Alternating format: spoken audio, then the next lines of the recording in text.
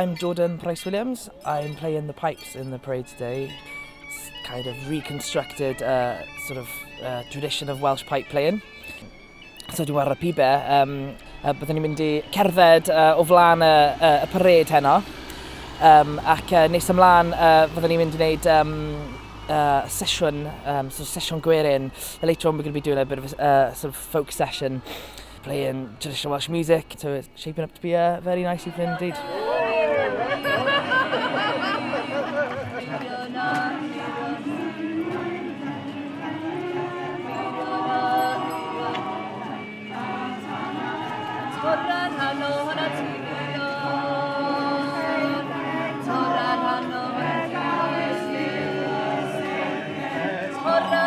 My name's Carol Beavis and I've made 3 giant Môr Harlech seahorse lanterns, and they're huge wearable lanterns made of willow and tissue. They're going to come parading through the town and they're chasing Meirion and they're going to try and steal the talk.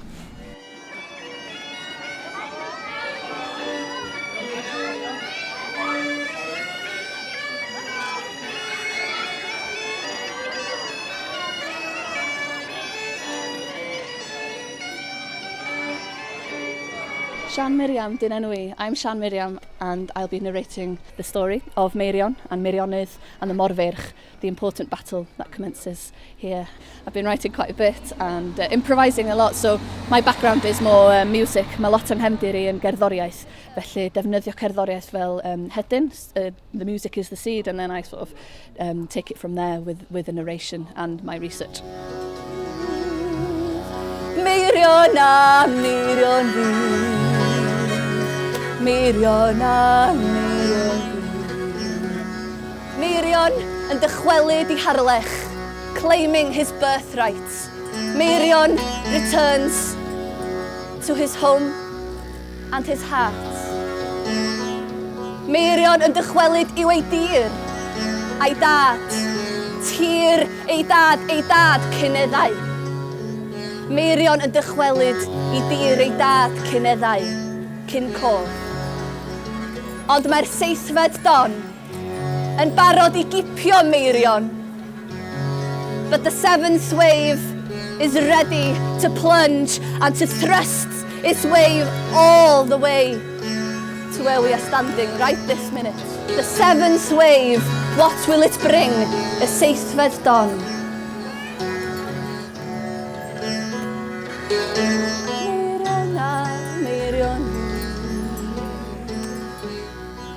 A Morferch, the giant seahorses.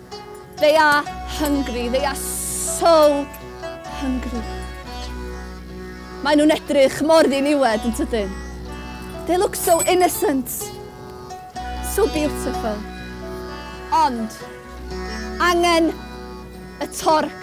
They need the talk more than anything else, but they take Meirion away down into the depths of the sea. Mae Meirion yn diflannu. Felly cofiwch o leo'r ffordd. Light a shrine for Meirion. He will return, you have to believe me. Meirion, thou know ato. We did the parade, and the whole thing was of Meirion coming back and claiming his birthright, and Harlech Castle being his home, and walking into the castle and having the whole dance was to show, like the solidarity and like how proud the Welsh people were to have him back, and how proud he was as a prince to be home. So to still have like the old songs and the old scripts and the old story about what it was all about made it quite important.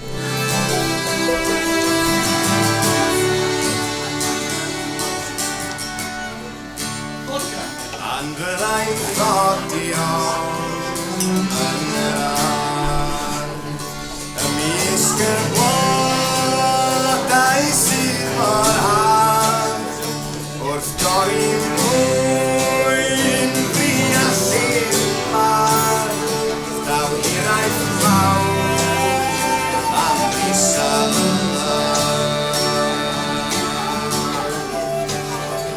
And fyddai'n codi gyda'r